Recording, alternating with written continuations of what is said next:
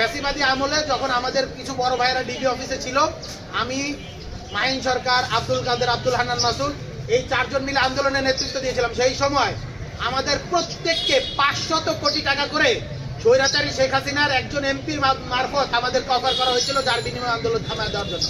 আমরা সে তাকে গালি দিয়ে, আমি উচ্চারণ করতে পারতাছি না, আমি শব্দটা করছিলাম, উচ্চারণ করতে পারছি না, গালি দিয়ে আমরা ফোন টাকাইটা দিচ্ছি।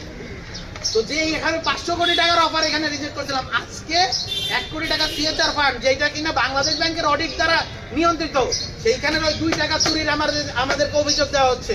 মানে সরি টু সে, বাংলাদেশের প্রশাসন তো খুব কাছ থেকে দেখছি, একটা ওসি পাল্টাইলে ওসির যদি তদবির করে দেয় এর থেকে বেশি টাকা দেয়।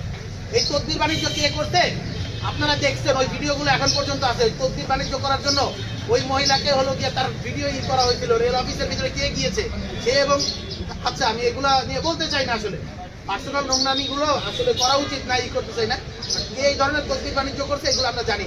আমি ওপেনলি চ্যালেঞ্জ দিচ্ছি, আমি রিফাত রশিদ, জুলাইয়ের এই দিনের ঈদের পর থেকে 5ই আগস্টের পর থেকে আজ পর্যন্ত 1 টাকার একটা দুর্নীতির অভিযোগ প্রমাণ করে দেখান। 1 টাকা, যে কোনো ধরনের দুর্নীতি, যে কোনো ধরনের দুর্নীতি, 1 টাকার একটা অভিযোগ করে জীবনে রাজনীতি করবো না রে ভাই, এগুলা ফাজলামি। আমি ওপেনলি চ্যালেঞ্জ দিচ্ছি, আমি ওপেনলি চ্যালেঞ্জ দিচ্ছি এখানের ভিতরে, যে আমাদের এই যে ট্রায়াল গুলো হচ্ছে কেউ 1 পয়সার পর্যন্ত দিতে পারে না। আপনারা দেখতে পাইছেন যাদের বিরুদ্ধে ইন্টারিমের আমলের ভিতরে করা হয়েছিল, আসিফ মাহমুদের, এপিএস মোয়াজ্জেম হোসেন বা গাজী সালাউদ্দিন তানভীর সহ আরো যাদের করেছিল, প্রত্যেককে কোন আমলের ভিতরে দুদক ছাড়পত্র দিয়েছে বিএনপির আমলে, কারণ কিছু পায় নাই রে ভাই, কিছু নাই।